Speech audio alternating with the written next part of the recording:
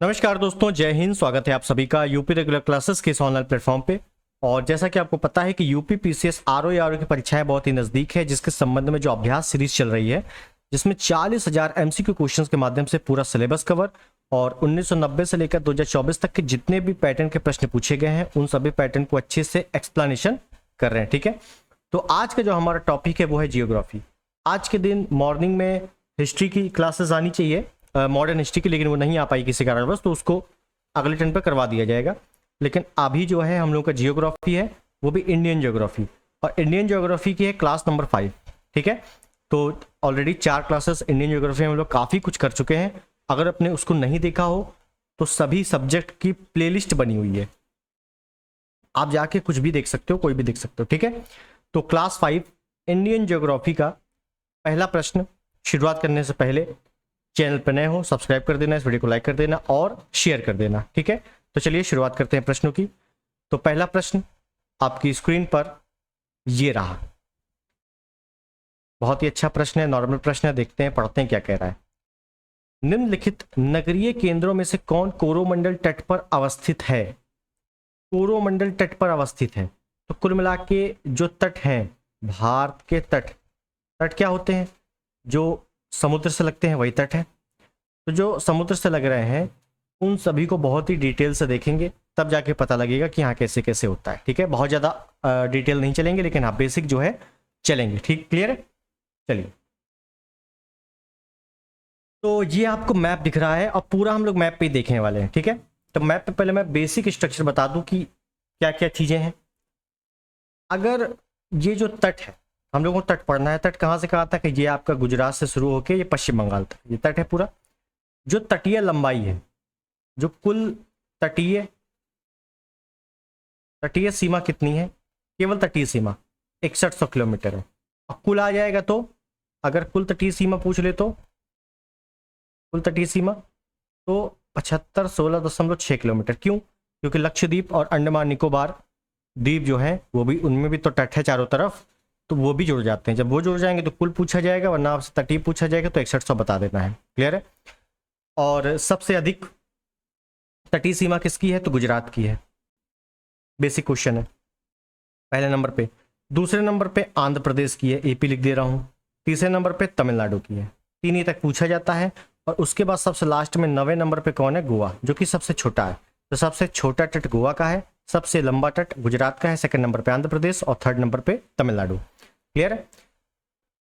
कहाँ कहाँ कौन कौन से राज्य हैं? तो पहले आपका ये गुजरात है, उसके बाद महाराष्ट्र, एमएच, ये आपका छोटा सा गोवा दिख रहा है, ये कर्नाटका है, कर्नाटक, और ये लास्ट में केरल है। कितने हो गए? 1 2 3 4 5, 5 राज्य हो गए इधर।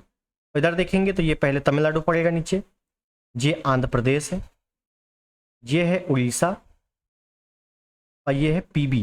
पीबी मतलब पश्चिम बंगाल। ठीक है, तो यहाँ कितने हो गए? 4। तो 5 4 9, टोटल 9 राज्य ऐसे हैं जो तटीय सीमा से लगे हुए हैं। क्लियर है? तो ये बेसिक आपको पता होगा ऑलरेडी। ठीक है, चलिए आगे देखें। एक और मैप मैंने मैप लिया है, और इस मैप पे अच्छे से केवल तटों को देखेंगे।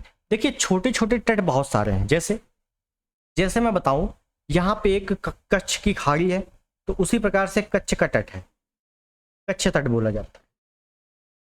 यहीं पर एक तट है, ये वाला काठियावाड़ तट, सुना होगा आपने, काठियावाड़ तट, या इसी को सौराष्ट्र तट भी बोला जाता है। यहाँ पे काकड़ा पार तट है, काकड़ा पार तट। क्लियर है? उसके बाद ये जो महाराष्ट्र वाला क्षेत्र है, यहाँ पे आपने देखा होगा, सुना होगा, कोंकण तट। कौन सा तट है? कोंकण तट। उसके बाद इधर साइड कन्नड़ तट है, कन्नड़ तट। उसके बाद ये लास्ट में मालाबार तट है, समझिएगा बहुत अच्छे से, मालाबार तट। उसके बाद इधर साइड है आपका कोरोमंडल, तमिलनाडु वाला कोरोमंडल। ठीक है, और ये वाला जो है आंध्र प्रदेश, उत्तरी सरकार तट, उत्तरी सरकार तट। ठीक है, और उसके बाद ये जो है आपका उत्कल तट, उत्कल तट, उड़ीसा को क्या उत्कल भी तो बोलते थे, उत्कल तट। और ये पश्चिम बंगाल का तट है, इसको वोंगा तट बोला जाता है, वोंगा तट। तो ये स्ट्रक्चर आपको अच्छे से आना चाहिए। सबसे ज्यादा क्वेश्चन जो पूछा जाता है वो मालाबार कोरोमंडल तट से पूछा जाता है, ठीक है। और ये वोंगा तट, कच्छ तट, काठियावाड़ तट, काकरापाड़ तट, उत्कल तट अगर आपने पहली बार सुना है तो जरूर अच्छे से देखना है इसको। लोकेशन वाइज देखो, इसी वजह से मैं लिखवाता नहीं हूँ, केवल मैप पे बता देता हूँ कि मैप पे चीजें समझ में आ जाए। क्लियर है। अब एक एक तट की बेसिक बातें आपको जाननी आवश्यकता है। अगर आपने पढ़ी, अच्छी बात नहीं पढ़ी तो यहाँ समझ लो, बेसिक चीज बताऊंगा, ज्यादा डिटेल नहीं चलेंगे। देखिए फिर से मैंने मैप लिया, अब मैप पे बताऊंगा। देखिए यहाँ पे जो है आपका क्या है, कच्छ तट है, कच्छ तट। कच्छ तट की कुछ विशेषताएं हैं, जैसे कच्छ तट की एक विशेषता ये है कि यहीं पर एक बंदरगाह है। कौन सा बंदरगाह है, कांडला बंदरगाह। मैं सिर्फ और सिर्फ रिवीजन करवा रहा हूँ, आपने ऑलरेडी पढ़ा हुआ है, ठीक है। बंदरगाह, कौन सा बंदरगाह है, कांडला बंदरगाह। और ये कांडला बंदरगाह कैसा, अब देखो अगर आपने वर्ल्ड जियोग्राफी में ज्वार भाटा पढ़ा है तो आपको पता है कि तटों के किनारे क्या आते हैं, ज्वार भाटा आते हैं। इसी वजह से इसको ज्वारीय बंदरगाह भी कहा जाता है, ज्वारीय पोर्ट, पोर्ट मतलब बंदरगाह। क्लियर है। और एक मुक्त व्यापार केंद्र है, मतलब आयात निर्यात शुल्क नहीं लिया जाता यहाँ से, ठीक है। बस इतनी चीज आपको एक पॉइंट याद रखना है। उसके बाद मैंने बताया था एक काठियावाड़ तट या सौराष्ट्र तट। काठियावाड़ बहुत ही बेसिक बेसिक जानेंगे हम लोग, ठीक है ना। काठियावाड़ तट, इसके बारे में कुछ विशेषताएं। यहाँ पे पहाड़ियां हैं कुछ, कौन कौन सी पहाड़ियां हैं यहाँ, पहाड़ियां कौन कौन सी हैं, गिर, मांडव, वर्धा। जब मैंने सतपुड़ा पढ़ाया था 3 पहाड़ियों के बारे में बताया था। अब जब ये पहाड़ियां हैं तो भाई सपाट जमीन है नहीं, तो यहाँ पे खेती नहीं हो पाती है, समझ रहे हैं। तो ये खेती योग्य नहीं है पहली चीज। और यहीं पर क्या है, गिर नेशनल पार्क, क्या है, गिर नेशनल पार्क। क्लियर है। तो ये एक पॉइंट याद रख लेना है। उसके बाद मैंने एक तट यहां बताया था, कौन सा, काकड़ा पार, काकड़ा पार तट। इसकी एक विशेषता, बहुत अच्छी विशेषता याद रखनी है कि काकड़ा पार तट क्या है, यहीं से होके नर्मदा नदी आ रही है, यहीं से होके ताप्ती नदी आ रही है, माही नदी भी इसी के आसपास है, और गुजरात है तो साबरमती नदी तो है ही है, साबरमती। अब जब इतनी नदियों का अपवाह क्षेत्र है तो ये क्या है, अधिक उपजाऊ है, अधिक उपजाऊ। क्लियर है। बस इतनी चीजें याद रखना है। और यहीं के आसपास और चले जाएं आगे तो यहीं पर कई सारे द्वीप हैं, जैसे एलियावेट है, केडियावेट है, दमन द्वीप है ना। तो ये आपको ध्यान रखना है। और इन द्वीपों के बारे में जो मैंने बताया था, इन द्वीपों के बारे में मैं आपको जब ऊर्जा संसाधन या खनिज संसाधन बताऊंगा तब पेट्रोलियम वाला पोर्शन आएगा तो मैं आपको ये तटों में ले चलूंगा अच्छे से कि कौन कौन से तट है यहाँ पर। क्लियर है। चलिए अभी आपको इतना याद रखना है, 3 के बारे में हम लोगों ने देख लिया है। उसके बाद थोड़ा सा और देखते हैं अच्छे से। यहां पे आपका क्या है, कोंकण तट है, महाराष्ट्र क्षेत्र में कोंकण तट। कोंकण तट की विशेषता क्या है कि मुंबई है तो सॉल्सेट, मुंबई जो है एक द्वीप पर बसा हुआ है, सॉल्सेट द्वीप है। यहां पर मैं लिख देता हूं कि मुंबई शहर यहाँ का प्रसिद्ध है, कोंकण तट का मुंबई शहर। और ये मुंबई शहर किस द्वीप पर है, तो सालसेट द्वीप पर है, सालसेट द्वीप पर है। अब मुंबई शहर किस नदी के किनारे है, तो मीठी नदी के किनारे है, मीठी नदी। मीठी नदी बिहार झील से निकाली गई है, मतलब निकली है, तो मीठी नदी के किनारे मुंबई शहर बसा हुआ है। बहुत ही छोटी छोटी चीजें हैं लेकिन आई हुई चीजें हैं, सब अच्छे अच्छे एग्जामों में। क्लियर है। यहीं पर एक पॉइंट लिख लेना है कि मुंबई पोर्ट या मुंबई बंदरगाह है जो एक प्राकृतिक बंदरगाह है। कैसा है, प्राकृतिक बंदरगाह है। और सबसे व्यस्ततम बंदरगाह है, ये भी लिख लेना है। इसी का नाम है पंडित जवाहरलाल नेहरू बंदरगाह, पीटी नेहरू बंदरगाह इसी को बोला जाता है। क्लियर है। इसी के काम को कंट्रोल करने के लिए एक और बंदरगाह बनाया गया है, नाहावा सेवा बंदरगाह, नाहावा सेवा पोर्ट। और एक पॉइंट यहाँ उल्टा हो गया है, थोड़ा सा इसको क्रैक कर लेना, मतलब सही कर लेना। पंडित जवाहरलाल नेहरू इसका नाम है, मुंबई बंदरगाह अलग है और नाहावा सेवा बंदरगाह का नाम है पंडित जवाहरलाल नेहरू बंदरगाह। क्लियर है। और पंडित जवाहरलाल नेहरू बंदरगाह या नाहावा सेवा बंदरगाह को कंटेनर बंदरगाह भी कहा जाता है, कंटेनर पोर्ट। क्लियर है। ये चीज याद रखनी है। ये गोवा है, गोवा, गोवा का मैं एक चीज बता दूं, गोवा पे एक बंदरगाह है मार्मू गांव बंदरगाह, मार्मू गांव या मार्मू गोवा कहीं कहीं लिखा होता है। ये किस नदी के तट पे है? तो जुआरी नदी, जुआरी नदी के तट पे है। ठीक है, जुआरी नदी, मांडवी नदी, यही नदियां वहां की फेमस है गोवा की। तो जुआरी नदी के तट पे गोवा का प्रसिद्ध बंदरगाह मार्मुगांव बंदरगाह स्थित है। क्लियर है? तो कोंकण भी हम लोगों ने अच्छे से देख लिया। आपसे ये नहीं पूछा जाएगा कि विस्तार कहाँ से कहाँ तक, पहली चीज बता दो। ठीक है, और कोंकण तट पे कुछ द्वीप है, जैसे मैंने सालसठ द्वीप बताया था। एक लिख लेना है आपको वूचर द्वीप, वूचर द्वीप भी यहीं पे है। एक एलिफेंटा, एलिफेंटा द्वीप भी यहीं पे है। ठीक है ना, एलिफेंटा की गुफाएं वो अलग है, एक द्वीप है। एक कास द्वीप भी है, लेकिन ये तीनों आपसे इंपॉर्टेंट पूछा जाता है। क्लियर है? अच्छे समझ में आ गया? चलिए आगे चलें। एक और मैप लिया हमने और हम आ गए कन्नड़ तट में। कौन सा तट है? कन्नड़ तट, जो कर्नाटक के क्षेत्र में ज्यादातर है। ठीक है, न्यू मंगलौर तक फैला हुआ है। और यहां पे इंपॉर्टेंट क्या है, जो इंपॉर्टेंट है वो देखना है। इसी तट पे कुछ नदियां जो है जलप्रपात बना रही है यहीं पर, इसी, हालांकि जलप्रपात वाले पोर्शन में अलग से देखेंगे उसको। यहां से समझ लो कि एक जो नदी है वो है शरावती नदी। इसी तट पर एक नदी है शरावती नदी, और एक नदी है वराही नदी, वराही नदी। इन नदियों पे बंदरगाह बने हुए हैं। जैसे शरावती नदी पे एक बंदरगाह है जोग या गरसोप्पा बंदरगाह, गैर सोप्पा जलप्रपात, सॉरी बंदरगाह बोल दिया मैंने, जलप्रपात। ठीक है, और वराही नदी पर है एक कुंची कला जलप्रपात, कुंची कला जलप्रपात। क्या इंपॉर्टेंट है? विश्व का सबसे बड़ा जलप्रपात जोग या गरसोप्पा जलप्रपात, विश्व का सबसे ऊंचा जलप्रपात कुंची कला जलप्रपात। फिर उल्टा बोल दिया, भारत का भैया, विश्व का नहीं है। भारत का सबसे बड़ा जलप्रपात जोग या गैरसोप्पा, और भारत का सबसे ऊंचा तो कुंची कला। जोग या गैरसोप्पा किस नदी पे है? शरावती नदी पे है। कुंची कला किस नदी पे है? वराही नदी पे है। दोनों कहां पे है? दोनों है कर्नाटक में। तट कौन सा है? कन्नड़ तट। बस इतनी चीजें याद होनी चाहिए। और एक पॉइंट और याद होना चाहिए। क्या? और क्या पॉइंट है? एक पॉइंट ये है कि ये इसी तट पे भैया एक कोच्चि बंदरगाह है, कोच्चि पोर्ट, कोच्चि बंदरगाह, इसको भारत का मसाला बंदरगाह भी कहा जाता है, मसाला पोर्ट भी कहा जाता है। क्लियर है? इतनी बातें अच्छे से समझ में आ गई होंगी। क्लियर? चलिए आगे चलते हैं और अगले मैप पे देखते हैं। मैप थोड़े से ज़्यादा बनेंगे तो स्क्रीनशॉट ले लेना है या कुछ भी कर लेना है, अच्छे से पढ़ना है। ठीक है, उसके बाद ये नीचे आए हम लोग, यहाँ पे हमें मिला कोरोमंडल, कोरोमंडल तट, कोरोमंडल तट मिला। कोरोमंडल तट की क्या क्या विशेषताएं हैं? तो यहाँ पे कुछ प्रमुख झीलें भी हैं, जैसे कोरोमंडल नहीं होगा यार, मालाबार, मालाबार, मालाबार तट। तो मालाबार तट में क्या क्या है? प्रमुख झीलें भी हैं, जैसे बेम्बानड झील है, एक झील का नाम है प्रमुख, मैं यहां लिख देता हूं, बेम्बनाड झील। एक झील है अष्टमुडी, अष्टमुडी झील। ठीक है, एक है पुन्ना मदा, पुन्ना मदा झील। ठीक है, तो ये कुछ प्रमुख झीलें हैं यहाँ पर। अब बेम्बानड झील जो है भारत की सबसे लंबी झील, यहाँ पे लिख लेना है कि भारत की सबसे लंबी झील है। सबसे बड़ी मीठे पानी की झील वुलर झील है भारत की, और सबसे लंबी झील बेम्बनाड झील।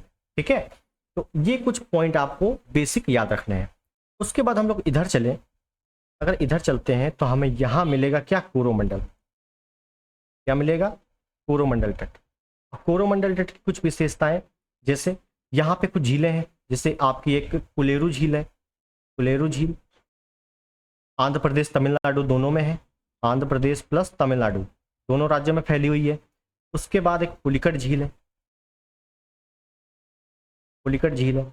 उसके बाद यहीं पर एक बंदरगाह है, इसका नाम है तूतीकोरिन बंदरगाह, तूतीकोरिन पोर्ट, तूतीकोरिन बंदरगाह है, जिसे भारत का मोती बंदरगाह भी कहा जाता है, भारत का मोती पोर्ट या मोती बंदरगाह भी कहा जाता है।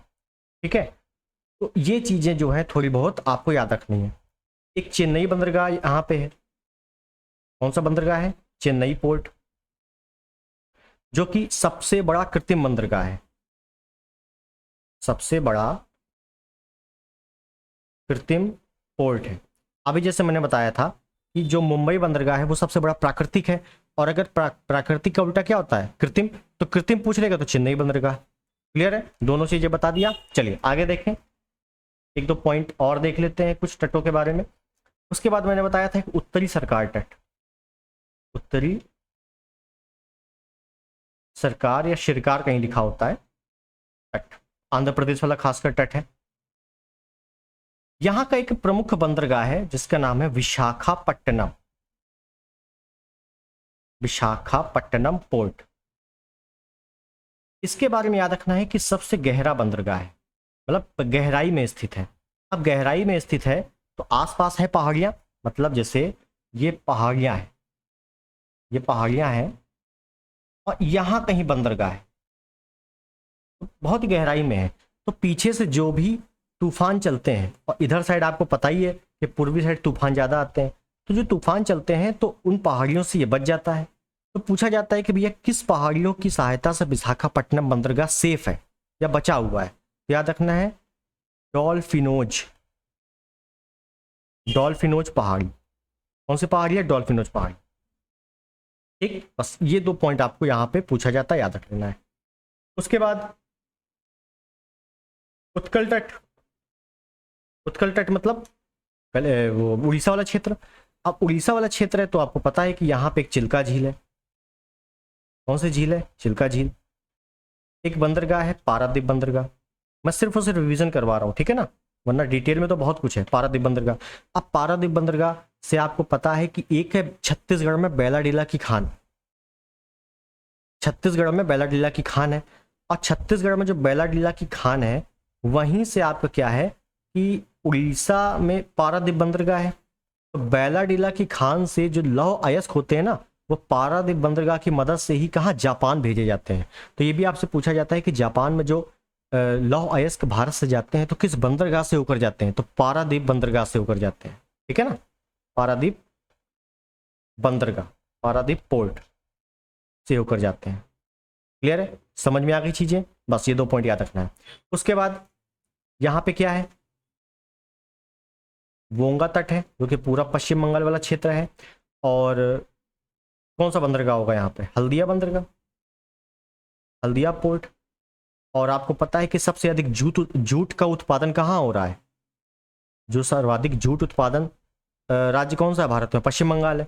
इसी वजह से जो हल्दिया बंदरगाह है ना, इसी को भारत का जूट बंदरगाह भी कहा जाता है। क्या कहा जाता है? भारत का जूट बंदरगाह भी हल्दिया बंदरगाह को कहा जाता है। क्लियर है? बात समझ में आ गई यहाँ तक? तो ये मैंने आपको जो सभी तट हैं, जितने भी प्रमुख तट हैं, उनके बारे में कुछ कुछ विशेषताएं बता दी हैं। अगर आपने पढ़ी अच्छी बात है, नहीं पढ़ी है तो ये नोट कर लेना। क्लियर? चलिए अब क्वेश्चन पे आते हैं अपने। क्वेश्चन पे क्या था कि कोरोमंडल तट पर अवस्थित है। अब कोरोमंडल तट कहाँ पे है? तो यहाँ तो मालाबार था, तो कोरोमंडल कहाँ था? ये तमिलनाडु में कोरोमंडल था ना। तमिलनाडु में क्या था? कोरोमंडल। एर्नाकुलम कर्नाटक में है, तो ये तो पश्चिम साइड है, हटा दो। विशाखापट्टनम, ये तो विशाखापट्टनम कहाँ है? ये तो उत्कल तट में है ना, उड़ीसा वाले क्षेत्र में। सॉरी आंध्र प्रदेश, उत्तरी सरकार वाले में है ना, ये तो उत्तरी सरकार, तो ये भी नहीं होगा। उसके बाद रत्नागिरी, रत्नागिरी आपका महाराष्ट्र में पड़ता है, तो महाराष्ट्र में तो कोंकण है, ये भी हटा दो। बचा क्या? नागापट्टिनम, ये कहाँ पे है? ये तमिलनाडु में। ठीक है, एलिमिनेट किया और तट अच्छे से पता थे, तो ये वाला क्वेश्चन आपका सही हो गया। इस टाइप के क्वेश्चन आपके पूछे जाएंगे। क्लियर है? चलिए आगे चलें। काफ़ी हम लोगों ने डिटेलिंग देख ली है, और जितना भी आपका मैप बताया है वो या तो नोट कर लेना या तो स्क्रीनशॉट लेके रख लेना। क्लियर है? चलिए आगे चलते हैं। अगला प्रश्न क्या कह रहा है कि भारत के निम्नलिखित तटों में से कौन कृष्णा डेल्टा एवं केप केमोरिन के मध्य स्थित है? देखिए ये भी ऐसे भी क्वेश्चन आते हैं, और अगर आप कंटिन्यू क्लास दे रहे हो तो मैंने आपको कई बार 2-3 बार बताया कि केप केमोरिन मतलब कन्याकुमारी का दूसरा नाम क्या है? Cap Comorin. और कृष्णा डेल्टा, कृष्णा नदी कहाँ से? आंध्र प्रदेश होते हुए, तो मतलब उत्तरी सरकार। तो आप ये मत सोचना कि आपको डायरेक्टली दे देगा, हो सकता है घुमा फिरा के दे दे। कृष्णा डेल्टा कहाँ बनता है? कृष्णा नदी आंध्र प्रदेश से होकर जाती है और आंध्र प्रदेश वाले तट को उत्तरी सरकार बोलते हैं। तो कन्याकुमारी से उत्तरी सरकार, कन्याकुमारी कहाँ है? ये भारत है मान लो, तो सबसे नीचे है कन्याकुमारी, और ये है आंध्र प्रदेश, तो इसके बीच वाला क्षेत्र क्या पड़ा? इसके बीच वाला क्षेत्र को बोलेंगे हम लोग कोरोमंडल। क्या बोलेंगे? कोरोमंडल, मतलब तमिलनाडु वाला क्षेत्र। तो बस option is the right. Clear? चलिए आगे देखिए, अब आपको कोई दिक्कत नहीं होगी इन क्वेश्चन में। केरल तट को इस नाम से भी जाना जाता है। तो भैया केरल तट को किस नाम से? मान लो भारत है तो केरल यहीं पे तो है, इसको क्या बोलेंगे? Malabar. Option A is the right. Clear है? चलिए नेक्स्ट। सूची तो मिलान करना है, एक बार सागर पुलिन है और एक तरफ राज्य है, तो हमें बताना ये सब क्षेत्र सागर के समीप जो क्षेत्र है उनका नाम दिया हुआ है, तो कहाँ पे स्थित है देख लेते हैं। देखिए आपने दीघा जरूर पढ़ा होगा, दीघा पश्चिम बंगाल, ये कई बार आ चुका है। दीघा कहाँ पे? पश्चिम बंगाल में, ठीक है। मरीना, मरीन बीच या मरीना कहाँ पे है? जी भैया तमिलनाडु में, तमिलनाडु में। तो डी का एक, ए का दो, ए का दो हो गया और डी का एक हो गया, ये तो हुआ। हाँ ऑप्शन बी, कौन सा मिल रहा है? Option B is the right. ठीक है, फिर मिला लो। जो गोपालपुर है वो कहाँ पे है? ये उड़ीसा में है। छोटे छोटे क्षेत्र हैं, जैसे आपने पाषाण काल में कई छोटे क्षेत्र पढ़े थे, है ना। और प्राचीन जो एंशियन हिस्ट्री है उसमें भी आपने छोटे छोटे क्षेत्र पढ़े थे, तो उसी प्रकार से ये भी क्षेत्र आपको थोड़े बहुत जियोग्राफी में देखने पड़ेंगे। क्लियर है? कलांगुट कहाँ पे है? कलांगुट गोवा में। क्लियर? चलिए नेक्स्ट। कोरी निवेशिका जिस पर स्थित है वह है। अब देखो कोरी निवेशिका का मतलब है, आपने एक पढ़ा होगा कोरी क्रीक, या पढ़ा होगा सर क्रीक, सर क्रीक, या कोरी निवेशिका जो पूरा नाम लिखा हुआ है, ये तीनों एक ही। और ये है कहाँ पर? भारत और पाकिस्तान के मध्य में है। भारत पाकिस्तान के मध्य क्या है? कच्छ का रन है, कच्छ का रन। ठीक है, कच्छ की खाड़ी मत कर देना, खाड़ी तो पानी पानी हो जाएगा ना। और अगर आपने रन देखा है, रन कैसा है? सफेद कलर का है पूरा, तो बस वहीं क्या है? भारत पाकिस्तान बॉर्डर पे पड़ता है, जो कि 24वीं समानांतर रेखा भी है वहीं पर, मैंने आपको ये भी बताया था। ठीक है, तो कच्छ का रन है यहाँ पे, option D is the right. Next. निम्नलिखित राज्यों में से किसकी सर्वाधिक तटरेखा है? बिल्कुल सिंपल क्वेश्चन है। सर्वाधिक तटरेखा किसका है? गुजरात का है पहले नंबर पे। दूसरे नंबर पे किसका है? तो आंध्र प्रदेश का है। तीसरे नंबर पे किसका है? तमिलनाडु का है। क्लियर? और देखो यूपी पीएससी आरओ री एग्जाम में आ चुका है 2016, और ये री एग्जाम आपका 2020 में हुआ था, पहले बता दो। तो ये लेटेस्ट टाइप का क्वेश्चन है। चलिए नेक्स्ट। निम्नांकित में से कौन भारत के पश्चिमी तट पे स्थित नहीं है? पश्चिमी तट पे स्थित नहीं, बहुत ही अच्छा क्वेश्चन। ये रहा पश्चिमी तट, ये वाला यहाँ पे स्थित नहीं है। देख लेते कौन नहीं है। जंजीरा, जंजीरा भी है, जलजीरा नहीं है। जंजीरा कहाँ पे है? जंजीरा महाराष्ट्र में पड़ता है, महाराष्ट्र में। रत्नागिरी, अभी मैंने बताया रत्नागिरी कहाँ पे है, ये भी महाराष्ट्र में है। दमनदीप, दमनदीप तो इधर ही, आपने अगर यूटी के केंद्र शासित प्रदेश पढ़े हैं तो दमनदीप तो इधर ही साइड है। कराईकाल, और अगर आपने मेरे वीडियोस देखे हैं थोड़े पुराने, और मैंने आपको कावेरी नदी के बारे में बताया था। कावेरी नदी कर्नाटक के ब्रह्मगिर पहाड़ी से निकलकर तमिलनाडु के कराईकाल होते हुए बंगाली खाड़ी में गिरती है। तो कराईकाल कहाँ पे है? ये भैया तमिलनाडु में है। और तमिलनाडु मतलब यहाँ पे, तो बस सी, ऑप्शन सी कहाँ पे? ये पूर्व में है, ना कि पश्चिम में। क्लियर? चलिए नेक्स्ट। पाक खाड़ी किनके बीच है? पाक खाड़ी या पाक जलडमरू मध्य, डमरू मध्य, या एक आ जाएगा मन्नार की खाड़ी, मन्नार की खाड़ी। तो पाक जलडमरू मध्य, मन्नार की खाड़ी भारत और श्रीलंका के मध्य है, तो बस वही पाक है, ये पाकिस्तान वाला नहीं है। ठीक है, तो पाक खाड़ी कहाँ पे? कच्छ की खाड़ी गलत। लक्षद्वीप उधर साइड तो है ही नहीं। अंडमान कोई दूर दूर तक रिश्ता नहीं है। तो मन्नार की खाड़ी और बांग्लादेश, सॉरी बंगाल की खाड़ी के बीच है। क्लियर है? और या तो बंगाली खाड़ी आ जाएगा या श्रीलंका आ जाएगा। क्लियर? चलिए नेक्स्ट। पाक जल संधि भारत को पृथक करती है, देखो आ गया किससे? श्रीलंका से। ऑप्शन डी, बिल्कुल सिंपल क्वेश्चन है। नेक्स्ट। लक्षद्वीप में कितने द्वीप है? जो लक्षद्वीप है अरब सागर में, इसमें टोटल कितने द्वीप है? देखिए लक्षद्वीप के बारे में थोड़ी सी डिटेलिंग थोड़ा सा बताऊंगा, ज़्यादा डिटेल नहीं चलेंगे, थोड़ा सा देख लेना है कि इसमें टोटल तो पहले 36 द्वीप है कुल, जिसमें से 11 द्वीप मानव के लिए हैं, मतलब रहने लायक हैं। इन 11 द्वीपों में एक है आंद्रोत, आंद्रोत द्वीप, जो कि लक्षद्वीप का सबसे बड़ा द्वीप है, सबसे बड़ा द्वीप। क्लियर है? और लक्षद्वीप याद रखना है मूंगा चट्टान से निर्मित है, मूंगा चट्टान से निर्मित है। और विश्व की सबसे बड़ी मूंगा चट्टान ऑस्ट्रेलिया के उत्तर पूर्व में है, जिसको ग्रेट बैरियर रीफ कहा जाता है। क्लियर है? प्रवाल भित्ति, मूंगा चट्टान मतलब प्रवाल भित्ति, प्रवाल भित्ति। अब प्रवाल भित्ति का आवरण किसका बना होता है? तो कैल्शियम कार्बोनेट का बना होता है। ये भी आपसे कई बार पूछा जा चुका है। क्लियर? और उसके बाद आपने पढ़ा होगा कि 8 degree channel, 9 degree channel. 8 degree Maldives Minicoy, Maldives और मिनिकॉय के बीच है। और 9 डिग्री लक्षद्वीप, लक्षद्वीप और मिनिकॉय के बीच है। मालदीव मिनिकॉय, लक्षद्वीप मिनिकॉय। ठीक है? तो मिनिकॉय क्या है? नीचे है मिनिकॉय। ठीक, ये रहा मिनिकॉय और इसके नीचे है मालदीव, मालदीव। क्लियर? और यहीं पर बीच में क्या है? 8 डिग्री चैनल। और मिनिकॉय के बाद फिर लक्षद्वीप के द्वीप आ जाते हैं। ठीक है? अलग अलग द्वीप आ जाते हैं, जैसे कावरत्ती भी आ जाता है, एंद्रोत भी आ जाता है, अमनदीवी भी आ जाता है, कैनानौर भी आ जाता है। ठीक है? तो यहीं पर आपका है 9 डिग्री। क्लियर है? समझ में आ गया होगा। तो तुमसे क्या पूछा था कितने द्वीप हैं? तो कुल 36 द्वीप है। Option C is the right. Next, निम्नलिखित में से कौन अंडमान और निकोबार द्वीप समूह का एक द्वीप नहीं है? अच्छा क्वेश्चन है।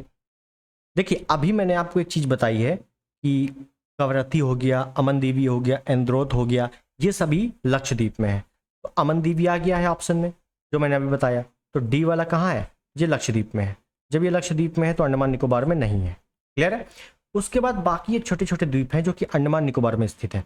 लेकिन मैंने जैसे बताया कि जो आपको देगा तो वो बहुत ही बेसिक देगा। जैसे अमनदीवी, अमनदीवी लक्षद्वीप का बहुत ही बेसिक है, आपको पढ़ाया जाता है जहाँ जहाँ पढ़ो, बुक में भी काफ़ी दिया हुआ है।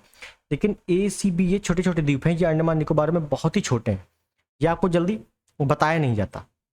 लेकिन ABC तो याद करना ही करना है, उसके बाद मैं जो स्ट्रक्चर बता रहा हूँ उसको याद कर लेना, समझ में आ जाएगा। हालांकि अंडमान निकोबार का मैंने कई बार बताया भी है, लेकिन फिर बताऊंगा आज। ठीक है? बहुत ही अच्छे से समझना, आज ही क्लियर होगा। देखिए पहले कुछ स्ट्रक्चर देख लेते हैं, कुछ बेसिक चीजें। अंडमान निकोबार, मान लो ये भारत का दक्षिणी हिस्सा है, तो अंडमान निकोबार कहाँ है? तो यहाँ पे है। ठीक है? और ये आपका श्रीलंका है इधर साइड। ठीक है? अंडमान निकोबार। अब समझिए, अंडमान निकोबार में द्वीपों की संख्या बहुत अधिक है, लगभग 500 से अधिक छोटे छोटे द्वीप हैं। ठीक, लेकिन अंडमान निकोबार में एक चीज़ याद रखनी है कि जो भारत में हिमालय है ना, और हिमालय का अराकानयोमा श्रेणी है। मैंने आपको एक चीज़ बताई थी कि अगर आपको याद हो, थोड़ा बहुत मैं बता देता हूँ। ये मान लो भारत है और यहाँ से हिमालय आया, हिमालय आया, और ये क्या है? म्यांमार है।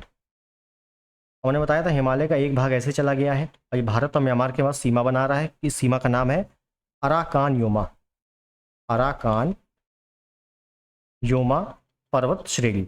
ये है जो भारत और म्यांमार के बीच सीमा बनाती है। ठीक, इतना आपको पता है।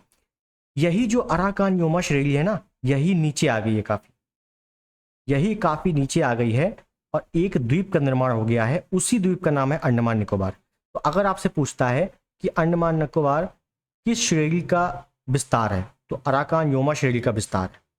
क्लियर? तो ये आपको याद रखना है कि अराकान योमा का विस्तार है। कुछ द्वीप इसके कैसे हैं? ज्वालामुखी निर्मित है, ज्वालामुखी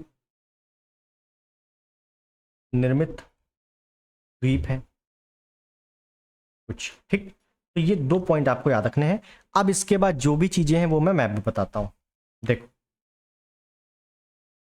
कैसे पढ़ना है इसको। एक मान लो एक द्वीप ये है, एक ये है, एक ये द्वीप है। छोटे छोटे द्वीप बना रहा हूँ ताकि आसानी हो जाए। ठीक, नाम दे देते हैं।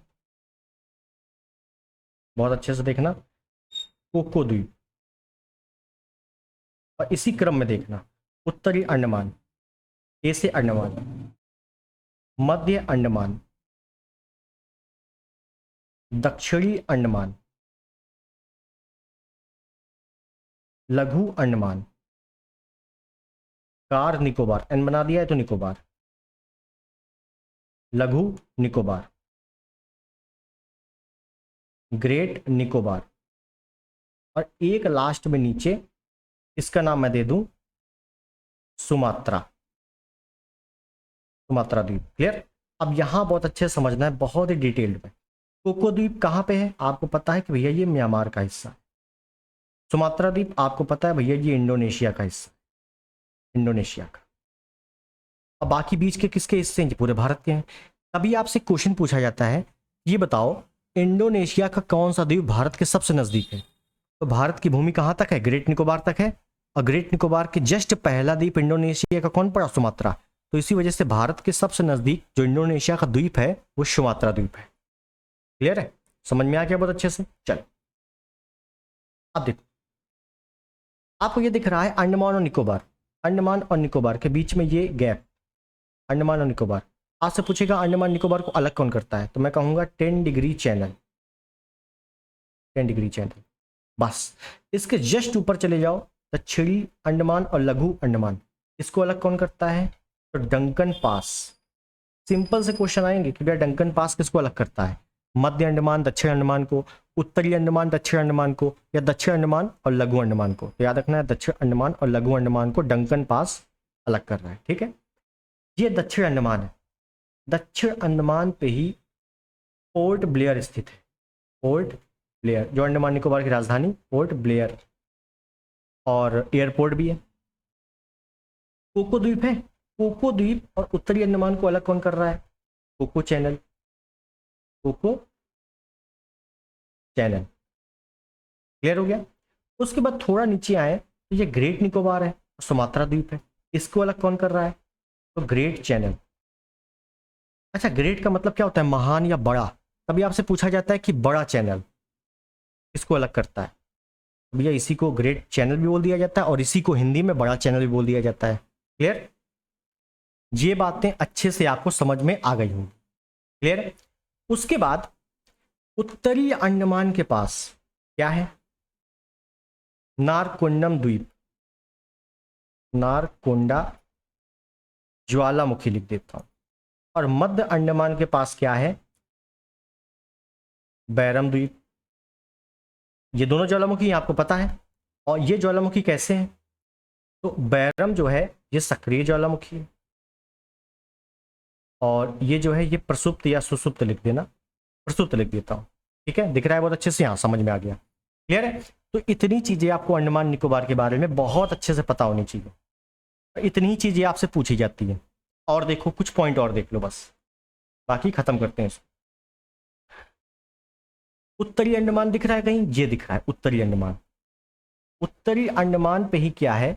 मैं यहाँ पे देखो स्ट्रक्चर बना रहा हूं। यहाँ उत्तरी अंडमान पे एक चोटी है जिसका नाम है सैडल पीक, 738 मीटर के लगभग है, और ये अंडमान और निकोबार की सबसे ऊंची चोटी है, सबसे ऊंची चोटी। क्लियर है? दूसरी चीज, आपको ये ग्रेट निकोबार दिख रहा है? ग्रेट निकोबार, यहां पे आइए और यहां लिख देते हैं माउंट थुलियर। ये क्या है? निकोबार की सबसे ऊंची चोटी, निकोबार की सबसे ऊंची चोटी। मतलब समझ में नहीं आया? मतलब ये कि अगर आपसे पूछा जाए कि अंडमान निकोबार दोनों मिलाकर सबसे ऊंची चोटी, तो सैडल पीक बताना है। और अगर आपसे पूछा जाए सिंगल कि भैया केवल निकोबार की सबसे ऊंची चोटी बताओ, तो माउंट थुलियर बताना है।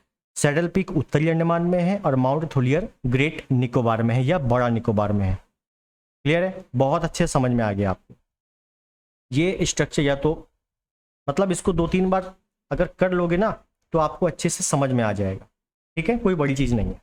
ठीक है, स्क्रीनशॉट ले लेना इसका। आगे थोड़े पॉइंट और देख लो। हुआ क्या है कि अंडमान निकोबार में कुछ द्वीप है जिनके नाम चेंज हुए थे। जैसे एक है रास द्वीप, नील द्वीप, हेवलॉक द्वीप। ये 3 द्वीप थे और इनके नाम परिवर्तित करके क्या हो गए, रास द्वीप का हो गया नेताजी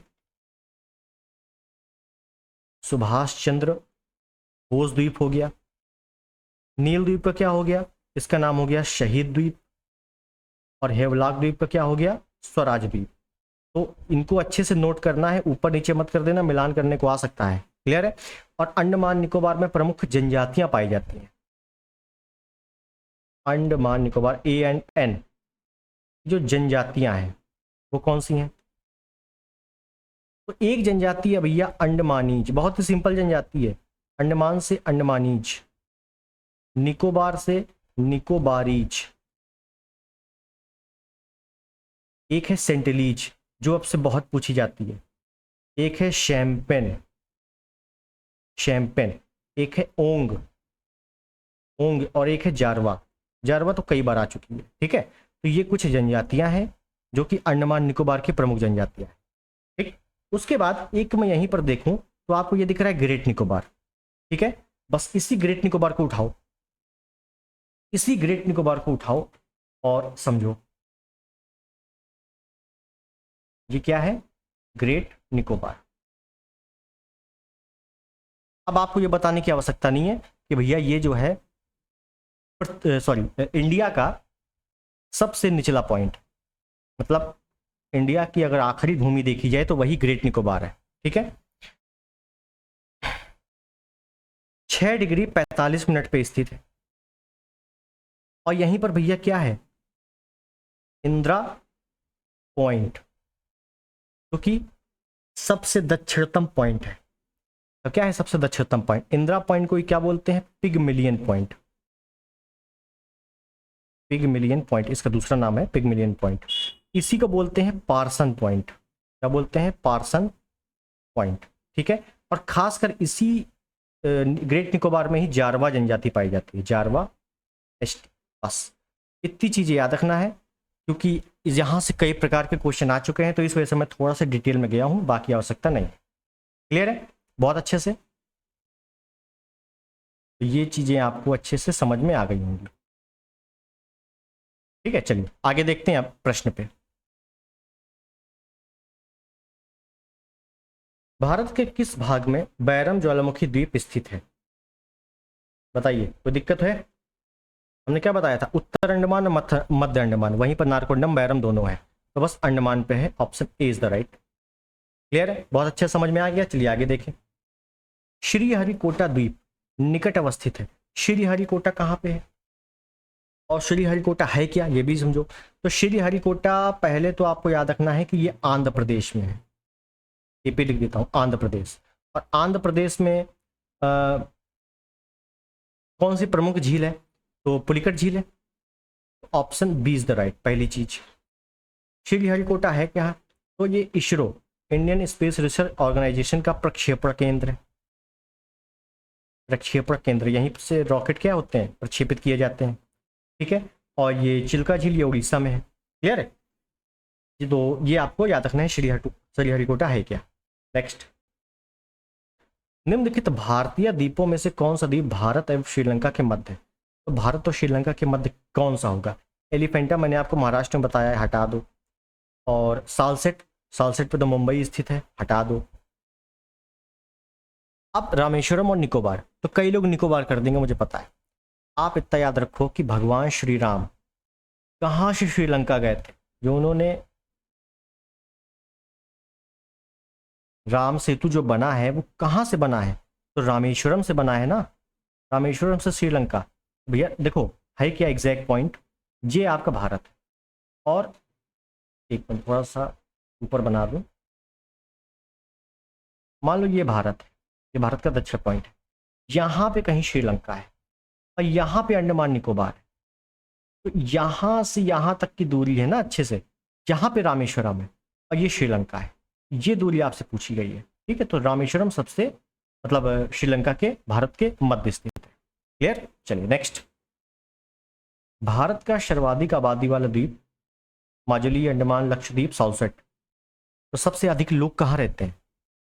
माजुली, माजुली द्वीप मैंने बताया था कहाँ पे है, ये असम वाले क्षेत्र में है। असम में तो ज़्यादा लोग नहीं रहते, हटा दो। अंडमान में ज़्यादा लोग नहीं रहते, लक्षद्वीप में भी नहीं रहते। सॉल्सेट, सॉल्सेट में भैया मुंबई स्थित है, तो मुंबई में ही सबसे ज़्यादा लोग रहते हैं। Option D is the right. घुमा के क्वेश्चन पूछा गया है। नेक्स्ट, निम्न में से कौन सा द्वीप भारतीय तटरेखा की सुदूरवर्ती द्वीप की श्रेणी में आता है? तो इन द्वीपों के बारे में हो सकता है आपको ना पता हो, तो यहां से नोट कर लेना अच्छे से। सुदूरवर्ती का मतलब है सबसे दूरी पे जो स्थित है। ठीक है, तो जैसे भटकल, अगर मैं भटकल की बात करूं तो ये भटकल है कहां पर? तो ये पड़ता भैया कर्नाटक वाले क्षेत्र में। अब यहाँ पे नोट कर लेना, हो सकता है आगे यहीं से क्वेश्चन बन जाए। और अरनाला, अरनाला कहाँ पे है? ये महाराष्ट्र वाले क्षेत्र में है। मुझे लोकेशन इसकी डायरेक्टली देखनी पड़ेगी, लेकिन ये महाराष्ट्र में है। क्लियर है। हेनरे कहाँ पे है? ये बंगाल के दक्षिण वाले क्षेत्र में है। और मिनिकॉय, तो मालदीव, मिनिकॉय, लक्षद्वीप, मैंने क्या मिनिकॉय मैंने बताया था कहाँ पे? लक्षद्वीप वाले क्षेत्र में। तो सबसे दूर क्या हुआ? लक्षद्वीप हुआ ना। Option B is the right. बताइए, क्लियर। नेक्स्ट, अब भारतीय तटरेखा के पूछा है तो बस ऑप्शन बी हो जाएगा। नेक्स्ट, निम्नलिखित में से किस नदी में माजुली नदी द्वीप स्थित है? और ये देखो पीसीएस जे 2023 में पूछा गया प्रश्न, लेटेस्ट। और मैंने आपको जब ब्रह्मपुत्र नदी बताया था तो मैंने बताया था कि ब्रह्मपुत्र नदी पर ही विश्व का सबसे बड़ा नदी द्वीप स्थित है, माजुली द्वीप। Option is the right. ठीक है, याद रख लेना है कि विश्व का सबसे बड़ा नदी द्वीप है, विश्व का सबसे बड़ा नदी द्वीप है। क्लियर। नेक्स्ट, सूची 1 सूची 2 मिलान करना है। एक तरफ द्वीप है और एक तरफ अवस्थिति है। तो बेअंत, क्षयोधर, पिरम, द्वारका, दीप कहाँ कहाँ पे स्थित है देखते हैं। तो मैंने शायद काठियावाड़ तट बता दिया है और उस पर शायद नहीं बताया था एक पॉइंट, वहीं लिख लेना है कि जो द्वारका है ना वो काठियावाड़ तट पे ही है, द्वारका। ठीक है, जो कि 4 धामों में से एक भी है। तो सी का हो गया 1 और सी का 1 हो गया, इसका मतलब है option D is the right. Diu, आपको पता है दीव कहाँ पे है? अरब सागर वाले में है।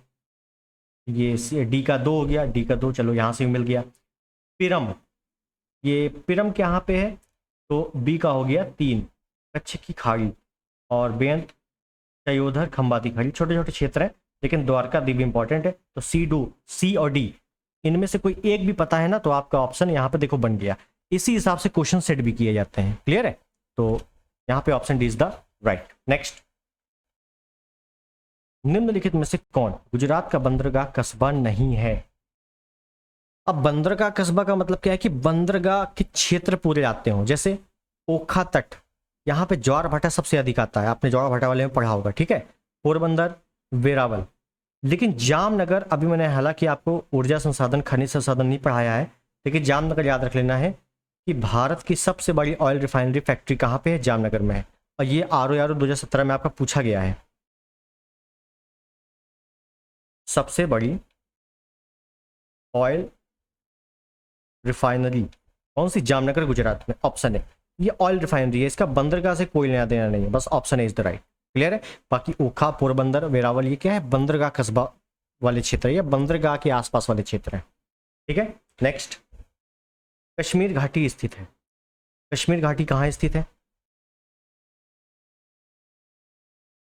देखिए मैंने आपको जब क्लासेस चल रही थी तो पहली शायद क्लास थी जियोग्राफी की, तो उसमें मैंने बताया था कि महान हिमालय, लघु हिमालय, शिवालिक हिमालय।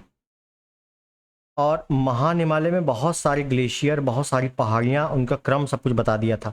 लघु हिमालय में मैंने बताया था एक है पीर पंजार, एक है धौलाधर, एक है नाग टिब्बा, एक है महाभारत, प्रमुख 4 पहाड़ियाँ बताई थी। और जो मैंने बताया था पीर पंजार, उसी पर क्या बताया था? जो पीर पंजार बताया था, इसी पर बताया था क्या स्थित है? कश्मीर घाटी। कश्मीर घाटी, यहीं से आपका आंसर बन गया। कांगड़ा धौलाधर नहीं, महाभारत धौलाधर नहीं, पीर पंजार यस, महाभारत गलत, क्योंकि पीर पंजार धौलाधर नागटिब्बा महाभारत, पीर पंजार ये है, महाभारत ये है, तो इसके बीच बहुत सारी दो पहाड़ियां हैं ना बड़ी बड़ी, तो ये भी नहीं हो सकता। बचा क्या? पीर पंजार और हिमाद्री। महान हिमालय हिमाद्री मतलब तो वही है कि पीर पंजार और हिमाद्री पर्वत श्रेणियों के मध्य क्या स्थित है? कश्मीर घाटी स्थित है। ठीक है, तो आप ऐसे भी डायरेक्टली भी कर सकते हो या एलिमिनेट करके भी कर सकते हो, एलिमिनेट मेथड जो है उससे भी कर सकते हो। क्लियर है? सिंपल क्वेश्चन है। नेक्स्ट, फूलों की घाटी अवस्थित है। फूलों की घाटी कहाँ पे है? फूलों की घाटी चमोली। कहाँ पे? चमोली, यूके। यूके मतलब उत्तरांचल या Uttarakhand, option C is the right. Kerala में साइलेंट वैली या शांत घाटी है। कौन सी घाटी है? शांत घाटी है। जम्मू कश्मीर में कश्मीर घाटी ले लो। हिमाचल प्रदेश में एक है सांगला घाटी, सांगला घाटी, एक है किन्नौर घाटी, हिमाचल प्रदेश की प्रमुख किन्नौर घाटी, एक है पार्वती घाटी, एक है कुल्लू घाटी। तो ये प्रमुख घाटियां कहाँ की? हिमाचल प्रदेश की। क्लियर है? नेक्स्ट, नेलांग घाटी किस राज्य में स्थित है? नेलांग घाटी, तो नेलांग घाटी याद रख लेना है, ये उत्तराखंड में है, ऑप्शन डी। नेलांग घाटी कहाँ पे? उत्तराखंड में है। और हिमाचल प्रदेश में मैंने बताया बहुत सारी घाटियां, एक कांगड़ा घाटी भी है यहीं पर। कांगड़ा घाटी, कांगड़ा चाय के लिए काफी फेमस है, तो कांगड़ा घाटी भी कहाँ पे? हिमाचल प्रदेश। क्लियर? और जम्मू कश्मीर में आपका एक कश्मीर घाटी जो मैंने बताई थी, कश्मीर घाटी, एक है नुब्रा घाटी, नुब्रा घाटी। क्लियर? उत्तराखंड में जैसे मैंने बताया एक नेलांग घाटी, एक है फूलों की घाटी, फूलों की घाटी और नेलांग घाटी, एक धर्मा घाटी, धर्मा घाटी, और उत्तराखंड में क्या है? देहरादून है, तो उसी से ले लो एक दून घाटी। कौन सी घाटी? दून घाटी। ठीक है, छोटी छोटी घाटियां हैं, और ये घाटियां डायरेक्टली नहीं पूछता है, मिलान करने को आ जाता है। ठीक है, क्योंकि छोटी छोटी घाटियां हैं तो बड़े एग्जामों में केवल मिलान करने को आता है, और जैसे ही मिलान करने को आएगा तो आपको पता है कि आराम से क्वेश्चन सही हो जाएगा, क्योंकि इतनी सारी घाटियां हैं, इतनी सारी घाटियां हैं, और एक दो घाटी तो आपको वहां मिल ही जानी है। सिक्किम में एक चुम्बी घाटी, चुम्बी घाटी, और सिक्किम में एक है युथांग घाटी, युथांग घाटी। इसी प्रकार से अरुणाचल प्रदेश में एक तवांग घाटी है, जहां पर युद्ध अभी दंगा फसाद हो गया था ना चीन के साथ। चुम्बी घाटी, युथांग घाटी सिक्किम में है। ठीक है, और उपनाम भी अगर पूछ ले, जैसे मैंने बताया था हिमाचल प्रदेश में क्या कुल्लू घाटी बताई थी एक, कुल्लू घाटी, कुल्लू घाटी को ही बोल दिया जाता है देवताओं की घाटी, देवताओं की घाटी। ठीक है, हालांकि घाटी वाला जो पोर्शन है वो आगे आएगा, अभी दर्रे आएंगे, अभी घाटी आएगी, लेकिन मैंने आपको आगे क्वेश्चन तो बता दिया है। क्लियर है? तो यहाँ से एक बार रिवीजन आप कर लेना अच्छे से। तो अगला देखें। ओके, तो हमारे सारे क्वेश्चन यहाँ पर समाप्त हो गए हैं, और जियोग्राफी की क्लास थी आज, इंडियन जियोग्राफी। ये क्लास 5वीं थी। हम लोगों ने बहुत ही बेहतरीन तरीके से आज ज़्यादा मैप का यूज़ किया है। ठीक है, जो कि बहुत ही अच्छा है, मैपिंग से चीज़ें समझ में आ जाती हैं। हिस्ट्री की क्लास नहीं हो पाई आज, मॉडर्न हिस्ट्री की, तो उसको मैं कोई दिन ले लूँगा, बहुत ही अच्छे से क्वेश्चन ज़्यादा कर देंगे तो कवर हो जाएगा। ठीक है, तो आई होप चीज़ें आपको समझ में आई होगी, वीडियो अच्छा लगा होगा। अच्छा लगा है, चैनल पर नए हैं, सब्सक्राइब कर देना, वीडियो को लाइक कर देना और शेयर कर देना। मिलते हैं अगले वीडियो में, तब तक के लिए नमस्कार, जय हिंद, वंदे मातरम।